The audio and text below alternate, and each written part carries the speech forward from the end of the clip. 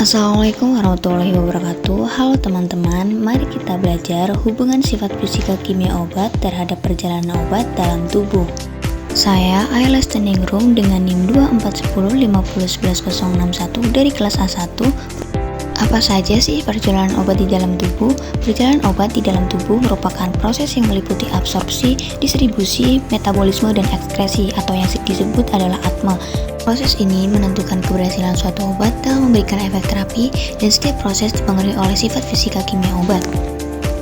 Lalu ada sifat fisika dan kimia obat. Yang pertama, sifat fisika adalah sifat obat yang dapat diamati tanpa mengubah zat tersebut, contohnya seperti kelarutan dalam air atau lemak, ukuran molekul, dan lain sebagainya.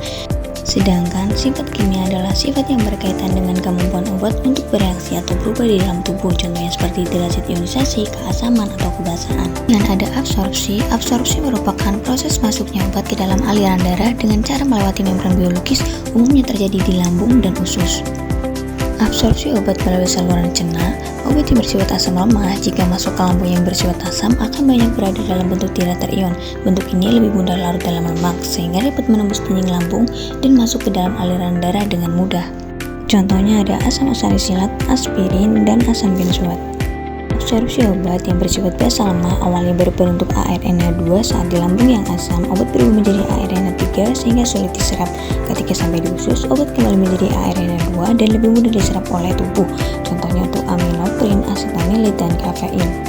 Absorpsi obat melalui saluran cerna ada 3. Yang pertama, ukuran partikel molekul obat. Semakin kecil ukuran molekul obat, semakin mudah obat tersebut menembus dinding saluran cerna dan masuk ke dalam darah. Dan yang kedua, kelarutan obat dalam lemak dan air. Obat yang larut dalam lemak lebih mudah menembus membran sel karena dinding sel tersusun dari lemak.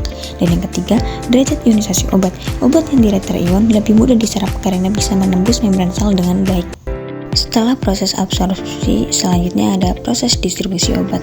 Adalah proses penyebaran obat dari darah ke seluruh bagian tubuh. Distribusi ini bertujuan untuk membawa obat ke jaringan dan organ targetnya. Selanjutnya ada metabolisme obat. Metabolisme adalah proses perubahan obat di dalam tubuh menjadi bentuk yang lebih mudah dikeluarkan. Proses ini terutama terjadi di hati.